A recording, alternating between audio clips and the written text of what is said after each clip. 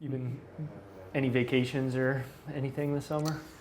Going to Lollapalooza in Chicago at the end of the summer, Sweet. which I've never been to any music festival before. So I'm like, oh man, we're jumping in. We're going Yeah, to the that's a big big one. one. Yeah. So how about you guys? Have y'all done any vacation? What's the little one like to do? He loves swimming, Yeah. so we've been going to the beach quite a bit, going to the pool a lot. We're going to Red Rocks Nice. first week of August for a concert. Okay. Who are you gonna see? A guy that I went to high school, his band is playing at Cool. Red Rocks. Yeah, it's called Illiterate Light, and it's a two-piece band, and they play kind of like indie rock. Nice. And then they're opening for Dispatch and Donovan Frankenritter. And then John Butler is playing with Dispatch.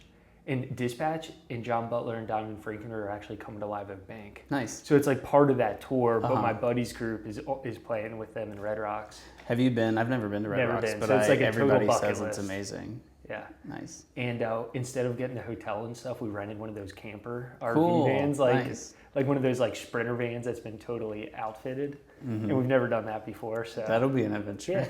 yeah, it definitely will. Yeah. And then I am sneaking away. In 3 weeks, I'm going to Mexico with my brother for his birthday. We're doing like a boys' surf trip. Where are you going to Mexico? It's mainland, an area called Salina Cruz. Okay. I have Yeah, not spent you- much you time in wouldn't- Mexico. I haven't either. Yeah, I really don't know what to expect at all. But so yeah, That'd got be some fun. And good I see stuff. you have your surfboard over here. Yeah, we got the surfboard. Got Sonny's toys all over the place as well. Okay, now I'm like, oh, that makes sense. Yeah, no, I just hang out here You with got the my kids' bulldozer. Yeah, yeah.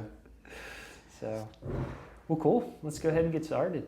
Okay. David, thank you for joining for a podcast session. Yeah, I thanks for appreciate inviting me to do it. Yeah. Long time listener, first time Yeah. podcast attendee. So, David Joyner, you're a city council member. Mhm. You're an assistant district attorney. Mm-hmm. And why don't we start with telling us a little bit about how you got into law and then how Sure. you got into the city council. Yeah, yeah. So you're right. I work as an assistant district attorney. So I work in criminal prosecutions, and went to Carolina undergrad, Campbell Law School. And ironically, when I went to law school, I said there are two things I'm never going to do as a lawyer. I'm never going to practice criminal law, and I'm never going to practice family law because it's just too dramatic. People are too emotional. It's too much, of all that stuff, and I don't want anything to do with it. And now I have practiced two areas of criminal law, or I have practiced two areas of law, criminal law, and very briefly I worked in family law. So it's funny, when you go in saying you're going to do one thing and you come out and do another. But sort of the story of how I got into criminal law, there's sort of like two pivotal moments, although I've said before that, it's not one big thing, it's 1,000 little things. Mm-hmm. But if I try and look back on like specifically what got me interested in criminal law, I think from the academic lens, when I was in law school, I worked for a judge on the North Carolina Court of Appeals, Mark Davis, who later became an associate justice on the North Carolina Supreme Court. And I was just finished my first of 3 years of law school. And on my very first day of this internship, I'm in his chambers and he hands me this case file that's this big, 2 feet tall. And he says, by the end of the week, I need to know if this person gets a new trial. Like, is their appeal correct? Were they given an unfair trial? And I'm like, this is a huge file. How am I going to work through this in that amount of time? And so I go downstairs to the court library and I open up the first page and I'm like, oh, this is handwritten. Oh my gosh. And the reason that it's such a humongous file is that it's handwritten, like single page, and somebody literally sat in their prison cell and like wrote their appeal. And Wow. so in that moment, it like reached up off the page and slapped me across the face. And it's a matter of, okay, somebody is currently being held in custody. They have lost their liberty interests and they're asking for somebody to listen to their story. And today I'm that person. So the gravity and like the seriousness of criminal law really hit me in that moment, and that's sort of what I focused on and wanted to do after law school.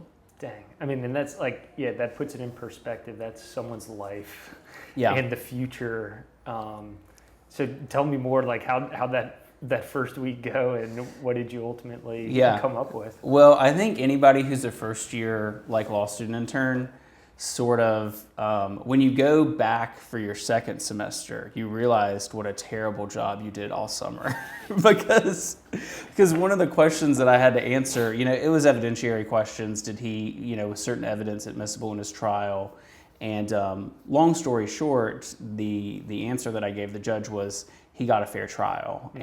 And even if he was unhappy with, one or two pieces of evidence, there was still overwhelming evidence against him that he had committed this crime. But what was funny to me was that I then went into my evidence class as a second-year law student, and within the first couple of weeks, this exact legal issue comes up in the lecture, and I got it completely wrong because I had never had the class before.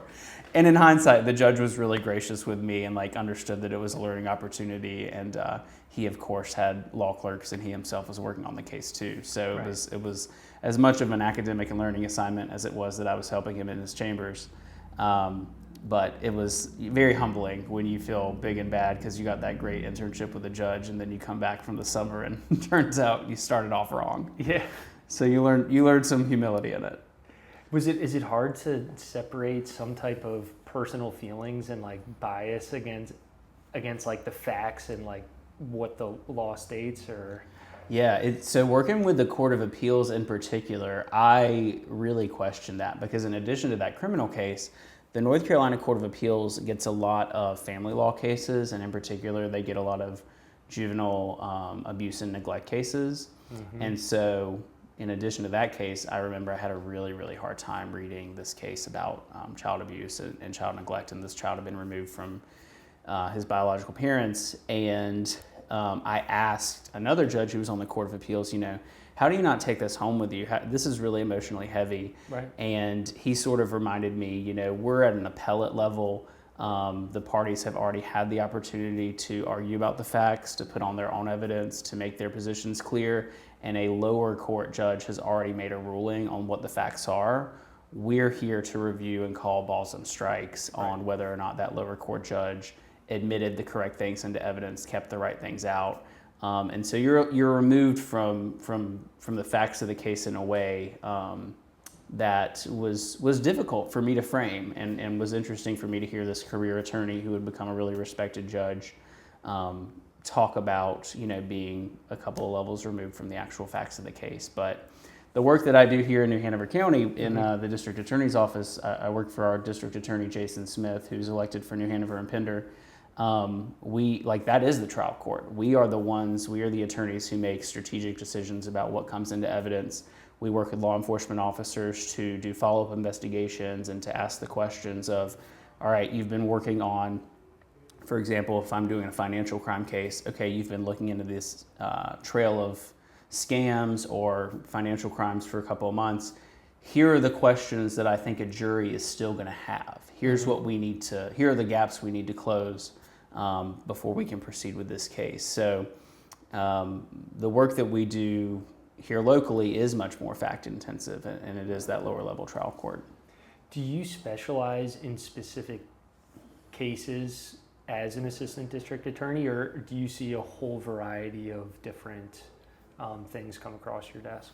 Yeah, we see a good variety of cases. So we have about 20 attorneys in our New Hanover County office. Okay. I am not getting that number exactly right. I know there's about 25 between New Hanover and Pender. Okay. But we organize cases so that each attorney is sort of within a stream. Okay. And so you have violent crime, you have juvenile crime, traffic offenses, and the team that I'm on, we have a couple of different streams that aren't necessarily related to one another, but numerically caseload-wise, it makes sense for us to have these streams. Mm-hmm. So right now, I'm prosecuting felony motor vehicle, so hit and runs, or... And we've had a couple of those in the past 2 weeks here in town. We've had a lot of action this summer with that sort of caseload. So felony motor vehicle, hit and runs, DWIs where somebody gets hurt. Mm-hmm. So it's not just you got pulled over because you were swerving, but you hit somebody and you were impaired.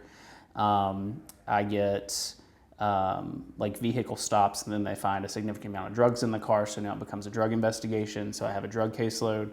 Property offenses, so going back to those financial crimes that I was talking about, I was on the phone the other day with some folks who were in New York, because obviously a lot of financial crimes happen over the internet, so they're not necessarily, all the evidence is not necessarily going to be available locally. And then I just picked up our elder abuse caseload. So adult protective services, when they substantiate an investigation, it's going to come to me for review and my legal assistant to see whether or not it's something that adult protective services has identified and resolved, or are we talking about criminal conduct that needs to be prosecuted? So that's just recently come onto my plate. So at the district attorney's office, what's the main responsibility of the district attorney's office when it comes to trying cases and stuff like that? Yeah, so the district attorney, the elected district attorney is sort of, sometimes it's said that he or she is the highest sworn law enforcement officer in the jurisdiction. Okay. And so the Constitution of the state of North Carolina assigns to the district attorney in a jurisdiction and to their assistant district attorneys the responsibility to advise law enforcement in their investigations. Okay. Which makes sense, because even though you have these independent agencies, you've got the sheriff for the county, Wilmington Police Department, Curie Beach Police, Wrightsville Beach Police, State Highway Patrol, ALE, UNCW Police Department, Novant has their own police department. There are a lot of agencies within a really small footprint. And so even though those each sort of have their own chain of command and boards and bodies that fund them and in some ways they report to, the Constitution of the state ultimately assigns that responsibility to district attorneys across the state. Got it. So there's that relationship where the DAs are supposed to help keep law enforcement updated on if North Carolina law is changing. What are we doing to make sure that they're staying updated so that their investigations continue to follow what eventually we're going to present to a jury in court? And then obviously if you're the attorney who's going to try a case in front of a jury down the road, the sooner that you can get involved in the investigation, the better, because you can anticipate some of the legal issues that are going to come up. What objections might a defense attorney make, and how do you frame an investigation around that so that you're doing everything you need to do to solve a crime and to identify an offender, while also preserving that it's going to be a triable case down the road and it's actually going to result in a conviction. Got it. So in New Hanover County, we have about 50,000 cases a year, and that includes... Between 25 district attorneys, plus minus?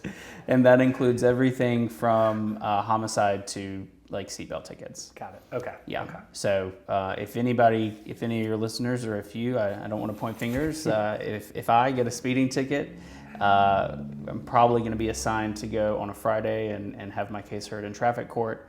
And hundreds of people will come through and talk to a prosecutor about their traffic ticket, what their traffic history looks like. They might get an offer to go to driving school. They might get an offer to plead to improper equipment. Depending on their record, they might not get that offer.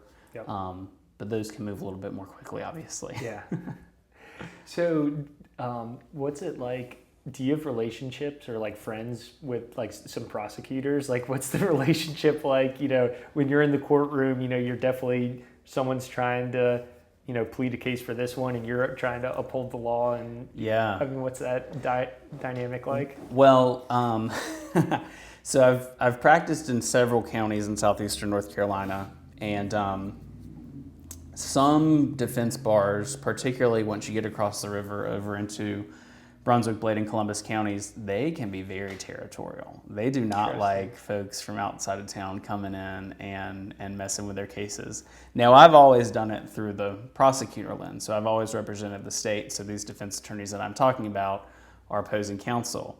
But within the defense bar, they can get very competitive and territorial. And if I'm thinking candidly, specifically of an attorney in Bladen County who does not like to see out of county defense attorneys come in and take their business, so to speak. Yeah. But New Hanover County has a really good reputation for our bar association, very collegial, a lot of continuing education that comes down to southeastern North Carolina and is hosted in Wilmington. So it's a really great place to practice law, I think, especially in the criminal law world. One of my very good friends from law school used to practice at a firm here called Shipman and Wright, although this friend in particular has relocated across the state. But he didn't have a ton of criminal cases. But anytime he was at the courthouse, he would come into the courtroom I was in and find me and he would want to like dap me up and give me a hug. Yeah. And I would just be like, hey man, you can't do that because we have all these victims and all these witnesses sitting in the gallery who are watching me like hug a defense attorney. Yeah. And even though we don't have any cases today, like it's just not a good look. Right. They're all gonna think that, Yeah. you know, something's going on behind closed doors when that's not the situation.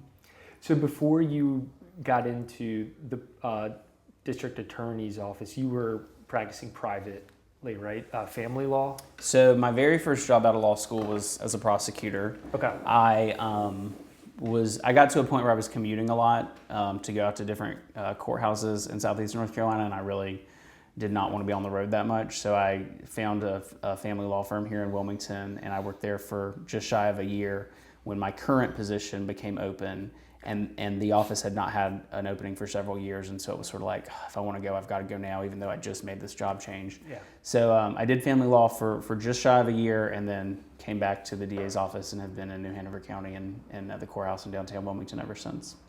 So was becoming an attorney something that you always wanted to do growing up? Yeah, well, so yes and no. Again, like there's not one specific thing that made me say I want to be an attorney, but I always, you know, in school gravitated towards like language arts classes and history classes. Mm-hmm. So then you get to college and you're in the humanities, and there's not a ton that you can do with a humanities degree other than go to grad school. Yeah. And I had some people encourage me to go to law school, and I checked it out and said, you know, this is sort of, I think, the right path. Got to law school, and although I will never pretend that I enjoyed law school, it was the right place for me to be. I mean, law school is just a rough 3 years. Anybody who says that they enjoyed it, I'm looking at with very skeptical eyes. And I say that as somebody who, going into law school, I knew that I wanted to go to law school. At that point, I knew that I wanted to be a lawyer. And I had classmates who, in law school, were like, oh, I don't even know if I want to do this. I just didn't know, like, what to do for grad school, so I came to law school. And I'm sitting there like, well, I hate this, and I know that I want to do this. I can't imagine if you're not sure that this is the path you want to go down. Yeah. What are you doing here? Yeah. So that's my recommendation, because people will ask, you know, do you recommend law school? If you know that you want to be a lawyer, yes, go do it. Know that you're going to suffer through. Yep. But if you don't know, there are better ways to, you know, change the world, and there are better careers to make a difference that have easier paths to get actually your foot in the door to starting the career. Do you think having a law degree and a background in law and political science is pertinent for being in politics and as a city councilman? Does it provide, you know, a benefit, or is it something that should really be done? What are your thoughts on that type of background? It certainly, I think, is an advantage for me. It's helpful and it's useful, and I put it to use every single day in my city council role. Of course, you don't have to have that background to go into politics, and I think there are probably quite a few people who would be critical and say there are too many lawyers who go into politics. We need a wider, more diverse group of people at the table, which I agree with, and I would remind folks that I'm the only attorney currently on the city council. And my counterparts in some of the other local governments, for example, Dane Scalise is the only attorney on the county commission. Yep. And so I think it's helpful to have at least one at the table beyond the. You got it? Yeah. You okay? You still good over there? Good. All right. Yeah. Quick tech hiccup. Yeah. I think it's good to have an attorney at the table other than like the city attorney or the county attorney. And especially an attorney who doesn't have a municipal background, right? So my background is in criminal law and family law, which is different than an attorney who's always looking at Raleigh to see what the General Assembly gives us the thumbs up or thumbs down on. In particular, when we are talking about things like homelessness in Wilmington, when we're talking about domestic violence, family violence, because of my role in the district attorney's office, I sort of see the full spectrum of Definitely. What are the root causes of crime? How do you do crime prevention from a like community services standpoint? Then the next step is, okay, a crime has occurred. What does the investigation look like? Then you've got what does the pretrial, from the moment that they're charged and bond is set to the moment that the trial starts, what does that look like? Then, of course, the actual lawyering of conducting the trial. And then what does sentencing look like? Is this person going to do active time? Is this person going to be on probation? Okay, now we're actually back to community resources. If they're on probation, what opportunities for reentry are they going to have or not have? Are they going to be employable in our community? So I think that lends, the fact that I have the details of that entire spectrum in a way that people who maybe are not involved professionally in the justice system, I think gives me a unique lens with it. Yeah, no, it definitely does. And you hit on a point that it's probably transcends a lot of things, is that having a well-balanced team is always, always a benefit. Like, you've got experience in law, other folks have experience in other aspects, and when you can bring all that experience together, you're able to look at issues or opportunities with from different perspectives. Yeah, and the team that I'm on right now in City Council, I think we do have some pretty good diversity of perspectives and backgrounds. I've got 2 veterans. I've got a pastor, at least one retiree full-time, one maybe semi-retired. I've got somebody who works in IT. I've got some people who work in the business world, who work in the real estate world. Yep. So we've got a fairly well-rounded team, I think, and it's an election year. It's not my cycle, but I've been taking a look at the backgrounds for some of the candidates who might be my future colleagues this time next year, and they've got some really interesting backgrounds as well. And there are some of them who I'm already thinking of. All right, if you get in the room, we're gonna add this to your portfolio, and we're gonna ask you to tell us how to get some of these things done. Yep. So the city council member, is it every 4 years? Yeah. So and it's kind of like staggered. Yeah. So in Wilmington, the city council is 7 people, including the mayor. Yep. So your 6 council members each serve 4-year terms, and they're on cycles. Of the 6, 3 are on one cycle and 3 are on the other. Got it. So I'm halfway through my term, but it's an election year for the other cycle. Yeah, and then the mayor runs every time there's an election. So the mayor's every 2 years for his term. And then the governance and the structure of how this, so the citizens of the city elect the city council, right, and the mayor. Yep. And then the team is then in charge of hiring a city manager. Yep. Is that correct? Yeah, so the city charter for Wilmington pretty much says what you just described. So the 7 of us hire the city manager, the city attorney, and the city clerk. Okay. So there are about 1,100 people who work for the city of Wilmington. Those are the 3 that we have direct supervisor roles for. Everybody else, most of the bulk of that 1,100 then reports somewhere down the chain back up to the city manager, and then the city attorney manages the legal department, and the city clerk manages her office for record keeping and how do we communicate with other government agencies in the region and things like that. Got it. So the city of Wilmington being inside of New Hanover County, what is the alignment and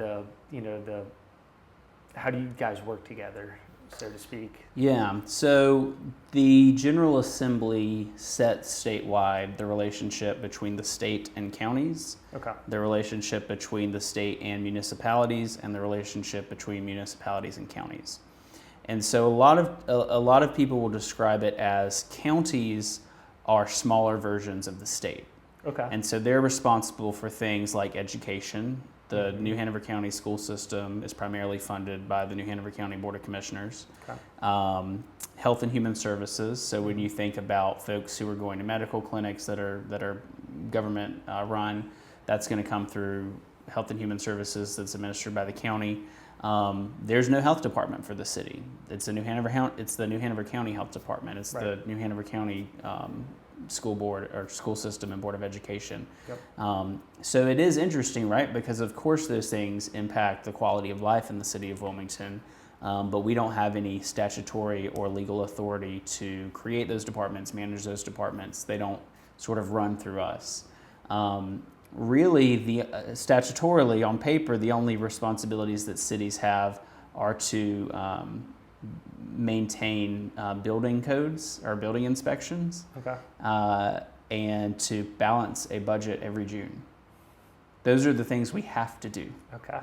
Now we do a few more. We have a police department, we have a fire department, we have sanitation.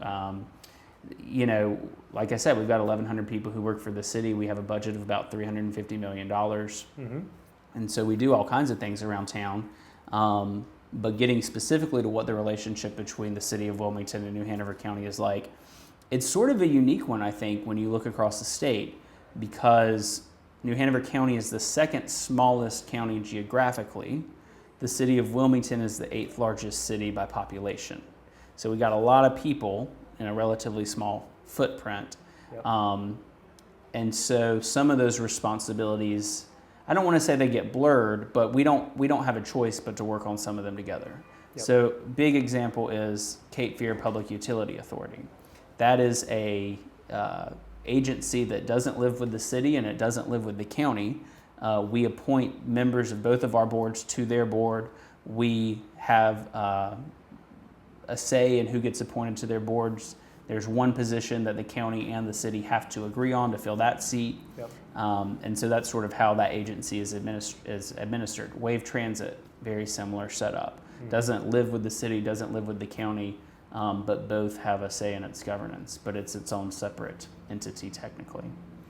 And so part of your role as a city council member is you sit on some boards of, similar type organizations. What are the organizations that you're involved with from a board perspective? So internal to the city, I'm on the audit committee, so keeping an eye on finances, which actually in your world of accounting. Yeah, that's my world right there. Yeah, that's your world right there. You could give me a tip or two, because we don't have any accountants on city council. Maybe we need one.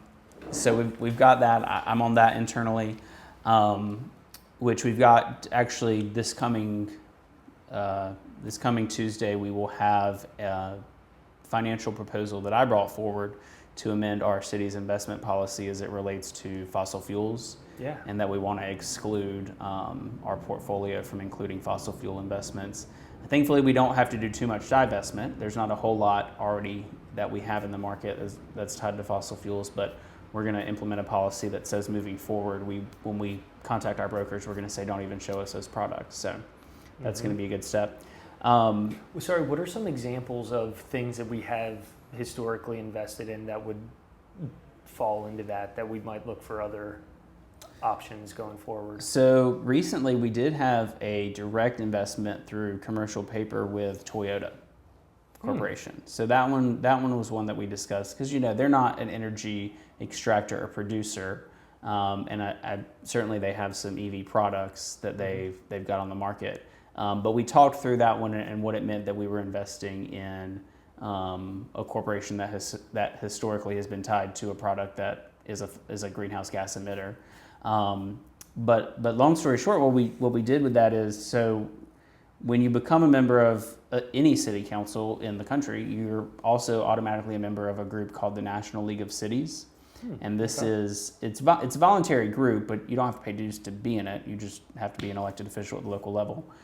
There's a similar one for county commissioners. Okay. And those groups do a lot together, but they are separate entities. So National League of Cities and affinity groups, sort of similar to that, do a lot of this policy work where they sort of have templates, and they're like, here's an idea of what happened in Memphis, Tennessee. Here's an idea of what happened in, pick any city across the country. Yep. Here's what they did to solve this problem. Here's what they did to address this issue. Here's the template. See if it would fit for your city. Call us if you have questions. We'll be happy to talk you through. So I looked at what some other cities around the country and really the world had done when it came to divestments. And you think about a major city like London. They've got an entire staff that combs through every single penny of their portfolio. And it's this person's entire job to look and see, are their investments tied in any way, shape, or form to any fossil fuel extractor or emitter. Got it. We don't have the capacity to do that in Wilmington, and I don't expect that city staff would do that. I don't think that we're at a point where we need to expect that. But when we're looking at the difference between direct investments that we're making versus portfolios that we're investing in, the latter category of which is largely governed by state statute to prevent us from making risky investments. Got it. When we're looking at what kind of direct investments we have, I said that's a framework where we can clearly say, like, we're just not even going to look at these companies as an option. Because since 2009 was the first year that city leadership at the council level made a public commitment to reducing greenhouse gases. And so if we've been doing all this work since 2009 to be climate conscious and to think about what our relationship is going to be with the work that we do around climate change, well, we should probably make sure that the $350 million of taxpayer money that we're putting into the market doesn't negate all of that in one foul swoop. So that was something that I brought to the table, and we'll hear it next week. And I've been counting my votes, and I've been talking to my colleagues, and so far I think it looks like it's going to pass. Good. But I'm going to knock on wood here. Awesome. Congratulations. I hope that works out. Thanks. I appreciate it. So I'm on the audit committee. That's sort of the big thing that's happening there. Outside of like the city council subcommittees, I'm on the Port, Waterway, and Beach Commission, which is another one of those joint multi-government bodies that New Hanover County, City of Wilmington, each of the beach communities have a seat on and appoint non-elected officials to. In large part, that group talks about beach renourishment and how we work with our federal partners and the Army Corps of Engineers to make sure that our beach communities are protected, not just for the infrastructure that exists there, but also for the important tourism component, which even though there's not a beach in the city of Wilmington, tourism to our beach communities is really important. It's a huge part of it. Yeah, and the way that we calculate room occupancy tax, so that tourism revenue from hotels, motels, the reallocation of those funds, the city's impacted as well. So just as Wrightsville Beach is interested in how the hotels downtown are doing, we're interested in how the hotels out at Wrightsville Beach are doing, and beach renourishment's an important part of their economy for sure. And then, so that's an example of one of like the intergovernmental bodies that I'm on. And then Thalian Hall, the performing arts group, because they are technically the city of Wilmington owns Thalian Hall, like the building, but the theater and production group is a separate entity. Right. So I sit on the board of that like arts entity, sort of as the liaison with the city because it's a city building, and they have, I look at their budget and what improvements they're asking for to the property, and does this relate to an arts component? Does this relate to a capital investment for the city component? Does this relate to an historic preservation component? So I'm the city council member who sits on that. So a couple of different responsibilities that some of which I didn't even really think about when I first ran for city council. And then you get on there and you sort of realize, oh, there's some other duties as assigned here as well. So when you were running for city council, how much of the job did you really know what it was all about versus, oh, this is what it actually is once you get in? Yeah. Well, these additional little committees that nobody's ever heard of, right? Those you don't really know about till you get in there. It's kind of funny, but no, I knew what I was signing up for. So working as a assistant district attorney, we elect district attorneys in North Carolina. So I've now worked for 4 elected district attorneys. I mentioned that I worked for that judge in Raleigh. We elect all of our judges in the state of North Carolina. So anybody who's an attorney is always kind of sort of politics adjacent because you're working with judges and DAs who are elected. So because of that, I was interested in sort of how the political process worked, and I had made a point of working on a number of campaigns, not only for judicial candidates, but for House of Representatives candidates, excuse me, and had done that enough.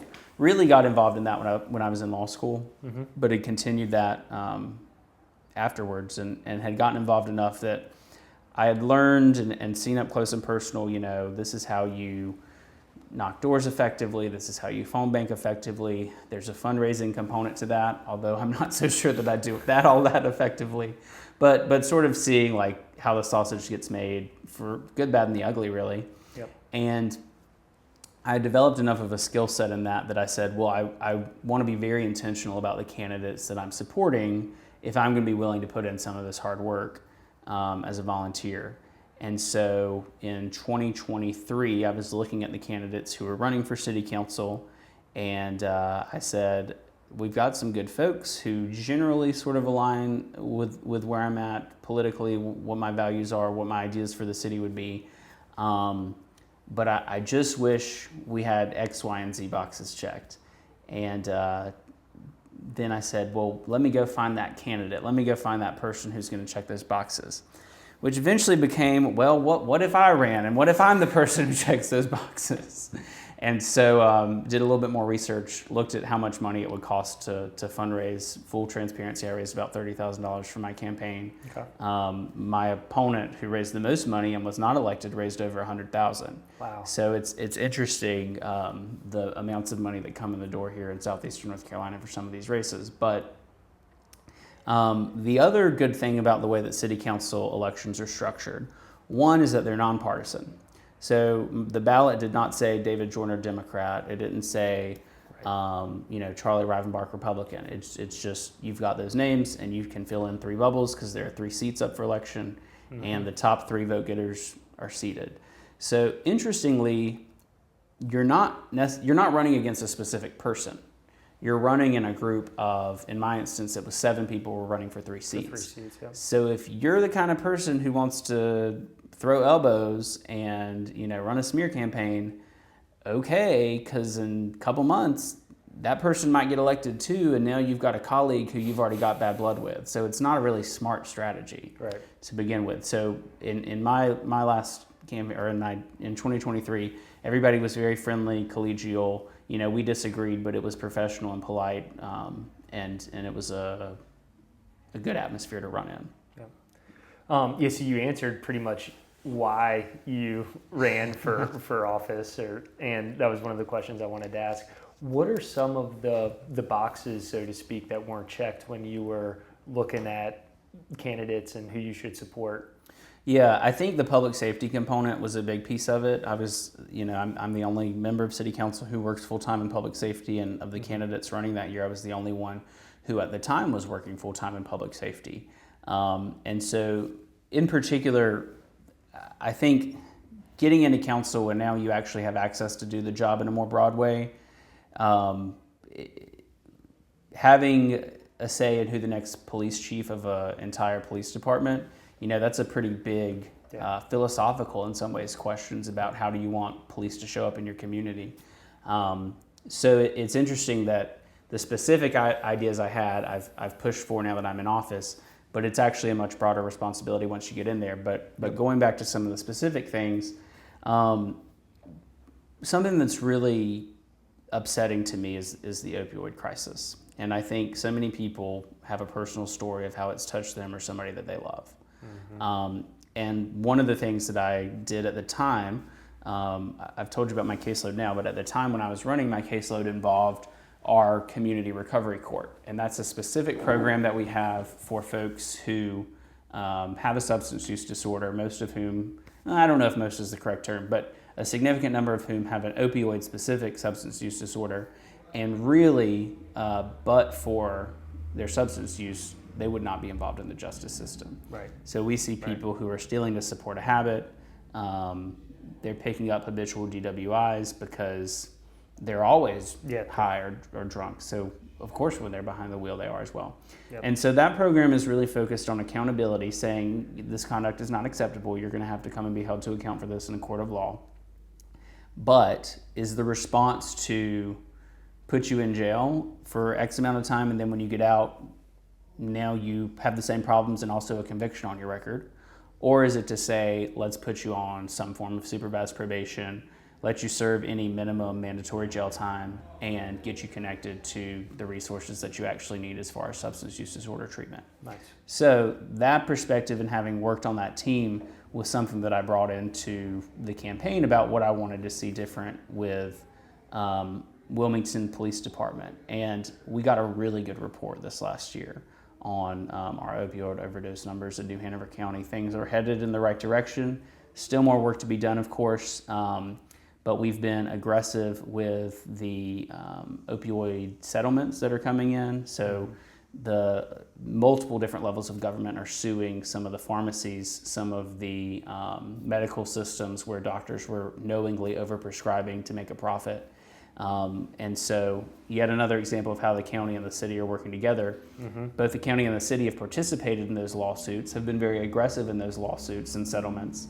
But those monies are administered through the health department, which is under the county. So we have a joint task force of elected officials and city staff and county staff who have oversight into those monies and how they're distributed. And then that reports back out to both bodies a couple times each year. Got it. Yeah, that's an epidemic that the whole country is dealing with. Yeah, and now, so that's the data is telling us that it's good news and that we're headed in the right direction and we're making a lot of progress. Right. And then anecdotally, I had a meeting through the DA's office today with some folks who work at our local crime lab. We have either every month or every other month, we get together a group of attorneys and the actual scientists who are like analyzing the drugs. Wow. Whenever there's a drug investigation to say, yep, that's methamphetamine, or yep, that's cocaine. You can charge them with possession of cocaine or distributing cocaine. And we always ask them, just anecdotally, what are you seeing? And I was very surprised, but this is good news. They told me that they're seeing less fentanyl. Now, they're seeing more methamphetamine, but less fentanyl. I mean, there's a schedule of, there's literally a schedule, like drugs are numbered and classified on how dangerous they are and what effects they have. And so if we're moving down the scale, anecdotal evidence, that's a good sign. Good. Yeah, I mean, any progress on that is good, but still, I'm sure there's a huge number of people that die and, have related issues because of that, and that's tough. Yeah, and I think it's something that for a long time has been taboo, and people don't want to talk about those things or for people to know about those things. And even within the practice of law, there's been a shift. Attorneys unfortunately have pretty high rates of alcohol abuse disorder, at least. And the North Carolina Bar Association and the local bar association here have done a great job of making sure that attorneys have resources through a program called Bar Cares, which will pay for a couple of rounds of counseling and treatment to get folks who are sort of in that pressure cooker the help that they need if it's identified that they need it. Yeah, I mean, talking about some of the cases that you've dealt with, I mean, specifically on the family side and with elder and child abuse, I mean, some of the baggage that you bring home, like seeing stuff that's done, I mean, that weighs on you. And, I couldn't imagine having to deal with that. I have a bad day, which luckily don't have too many bad days, but like no one's dying, no one's going to jail, like no one's shooting at, people, like, where we might make a small mistake or, but nothing to that scale. And you develop a little bit of gallows humor, for better or for worse. There's a little bit of a dark humor sometimes when the office door is closed, but it's a serious job, and I'm very, very fortunate that people have asked me to do these roles, and I take it seriously, and I appreciate the trust that people put in me, and I hope that I deserve it and get to continue to do it. What do you think are the biggest opportunities for us here in the city of Wilmington? And then on the flip side, what are some of the biggest issues? And maybe they're kind of hand in hand. Sure, yeah. That's a great question, because we get asked about the issues a lot, and we talk about what are the biggest issues and how are we going to solve them a lot, but I think it's great to frame it from opportunities. So capital improvement projects are a big opportunity for the city of Wilmington. So we have, and I'm talking about, infrastructure. We have a lot of work that we need to get done when it comes to infrastructure in the city. And part of that is our relationship with our constituents and what are they willing to pay for these projects? What are they going to deem as reasonable or not reasonable prices for us to approve for certain kinds of improvements? Down the road, are they going to be agreeable to some sort of referendum on a bond to finance some of these? We have to keep our own municipal debt low so that we can have good credit ratings so that we can get the best prices on these projects when we look to fund them. Specifically, We know that we've got some bridges, particularly downtown and sort of on the, well, Bridge. you're chuckling because you're thinking about the bridge. Yeah, I'm thinking about I'm this. actually thinking about a number of bridges, but I guess let's Yeah. start with the Cape Fear Memorial Bridge. Yeah. The Cape Fear Memorial Bridge, the bridge, which I think is on everybody's mind. And that's going to be a combination of local match funds, State Department of Transportation funds, Federal Department of Transportation funds. You're right. That's probably the biggest infrastructure project that's an opportunity for us. But then I'm also thinking about, so that's a DOT-owned property that has federal implications because it's a major transit area for the Port of Wilmington. Mm-hmm. But I'm thinking about some of the bridges that are locally owned. I mean, there are streets that the city maintains that have bridges that we've got to think about, particularly when we're talking about the downtown area near Cape Fear Community College's campus. Yep. We've got some overpass projects that we want to do on the bypass, sort of on the north end of town. We've got some, in our more residential areas, we've got some bridges that just traffic's getting heavy and there's wear and tear, and we've got to maintain them, especially because they're in very low areas when it comes to creeks that are rising and falling each day. Mm-hmm. So I'm thoughtful about that. And then I'm also thoughtful when I'm talking about capital improvements projects around what does that mean for Parks and Rec. So we've got Olson Park, which is one of the areas of town where we've got some accessible park equipment for folks with disabilities, especially kids with disabilities. We want to live in a city that has amenities like that. We want it to be a place with high quality of life where people want to live and play and work. Mm-hmm. So I'm thinking about Olson Park. I'm thinking about, we've got some plans in the works for a new kayak launch, which is going to be on Bradley Creek that I'm really excited about. Cool. Yeah, that'll be a good one. And it's nothing now. Like, people will drag their kayaks out onto this tiny little peninsula out in the creek. Yeah. But we're actually going to have, a floating dock platform that's going to sort of morph into a more an actual formal official city Parks and Rec space, as opposed to what it is now, which is a Duke Energy right of way that people just walk down to launch their kayaks. So I think when it comes to the way that Wilmington's growing, those capital improvement projects are one of our biggest opportunities. Yep. No, that's not, and especially when you said capital improvement projects, I thought of infrastructure. Mm-hmm. I didn't really think so much about Parks and Rec, so that's pretty cool. What I did think about was the fact that the city has disposed or sold in the process of selling some of the buildings and moving into the Skyline Center, and kind of what happens with those buildings and stuff like that. Yeah, so my predecessors, I was elected at the end of 2023, and earlier in the year, my predecessors purchased what is now the Skyline Center. It was at the time the PPD building. Yep. And the plan has been, and we've made quite good progress on moving from Thalian Hall, which had been City Hall, over into the Skyline Center and consolidating municipal government services under one roof as much as we can. And then also using the additional space in the building for commercial leases to try and pay off just the operating expenses year to year of that building, and then pay off some of the debt on it. So it was about a $68 million purchase that my predecessors made. I have avoided trying to relitigate the wisdom of that, because people from all different perspectives come out of the woodwork with their opinions on it. And at the end of the day, I came on board afterwards, and so I'm here to make the best decisions with what we've got in front of us now. Yep. And we have had some really good successes when it comes to those commercial leases within the past couple of months in particular. Have you heard of ProtoCase? So ProtoCase is a Canadian group that leased out a bunch of, and they're bringing quite a bit of jobs as well. They are. Right? They're bringing actual manufacturing jobs to New Hanover County, and then their American headquarters is going to be in the Skyline Center. Very cool. And so the lease that they have now is a pretty substantial one, but actually there's room for them to grow over time, even within the floor that they're on. So we're optimistic about that.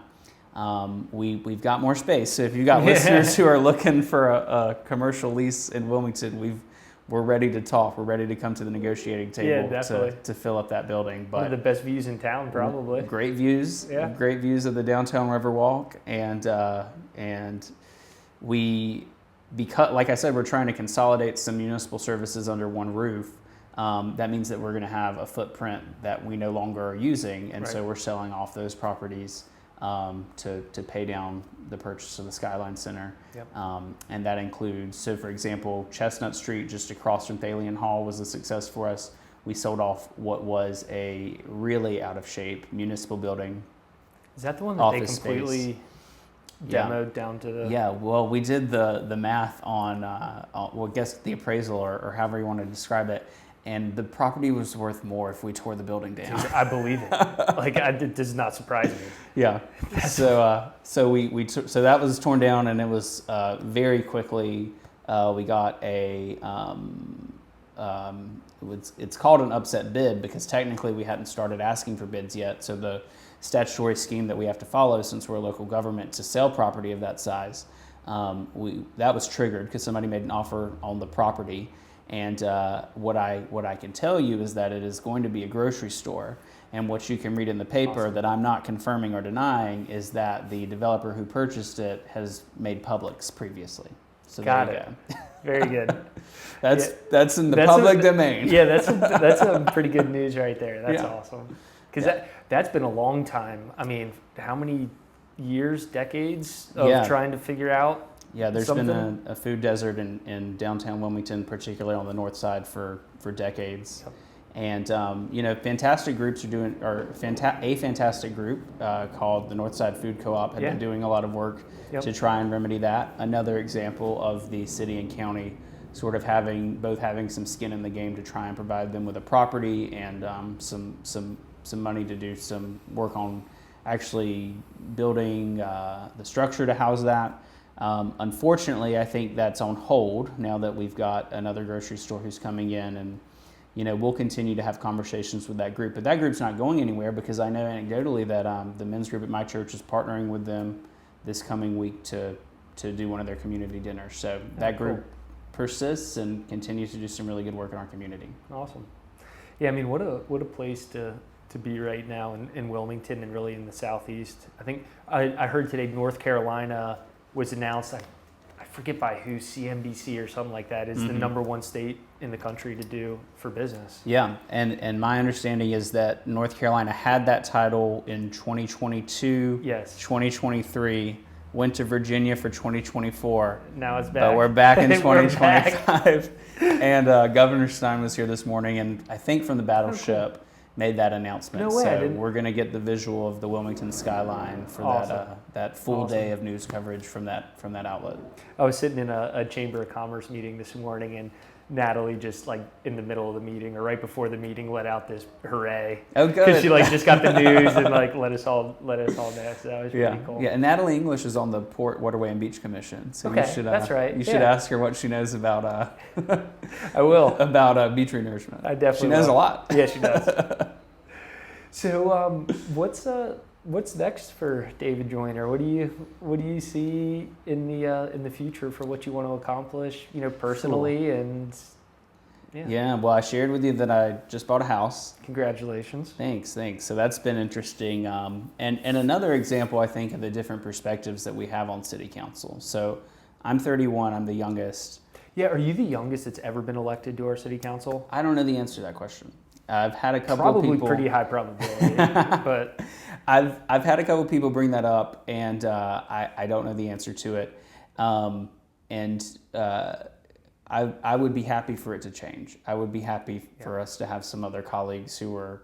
I guess I'm at the tail end of millennials, so if we had Gen Z come up and want to serve, I would invite that. So Yep. I always tell people, if you're interested in politics, even if you are at a young age, run. I mean, get involved in your community. You'll learn so much about your community just by running. You just might get elected. yeah, be careful. You might get elected. Be careful. You might end up in the seat. But there are groups that specifically train young candidates on how to run for office, and some of those skills that I mentioned earlier that I learned by working on campaigns.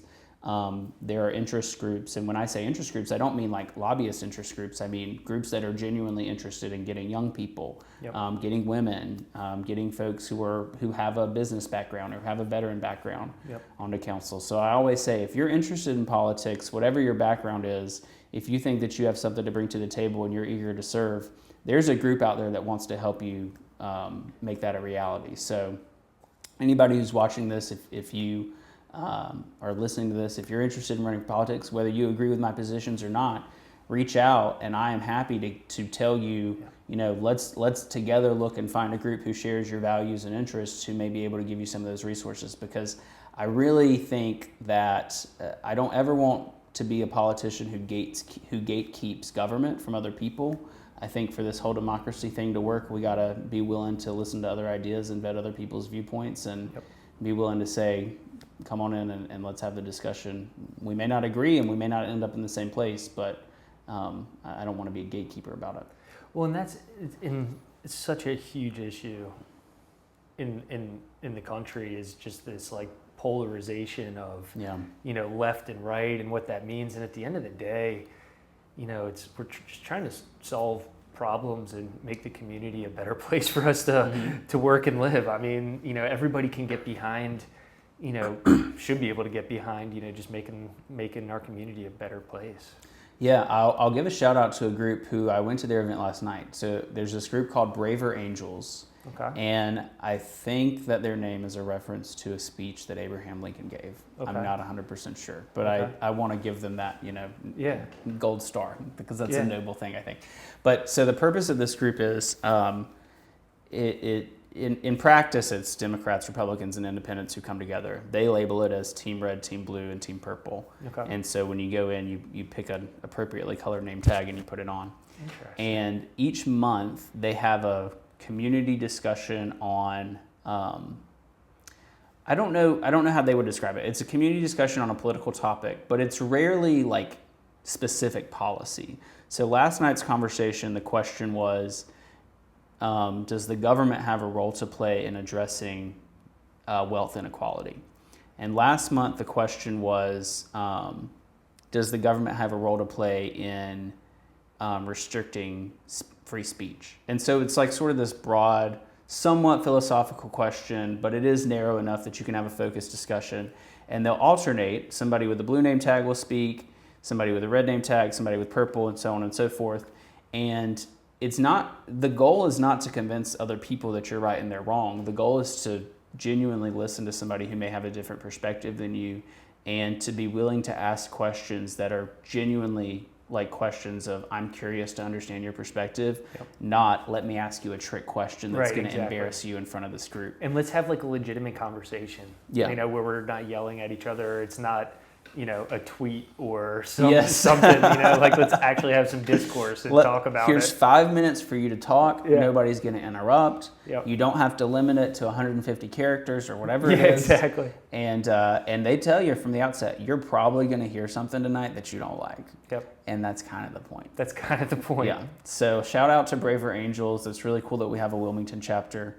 And it's a nationwide program. And I think I learned about it like on the news somewhere, learning about this nationwide program, and I was like, oh man, I wish Wilmington had that. So I looked it up, and we do. Interesting. Yeah. That's really interesting. Well, man, we're getting towards the end. I had a notebook here with questions, and I think we talked about most of them, but I didn't even need to look because we had a good convo. Well, I appreciate the invite. Good to see you. Yeah, thank you so much again. I mean, I know your schedule is super busy. You're holding a couple different roles, and for you to make the time to come and hang out and talk for a little bit means a lot. So absolutely. I really appreciate it. Thanks for having me. Yeah. Thank you, David. See you soon. Yep.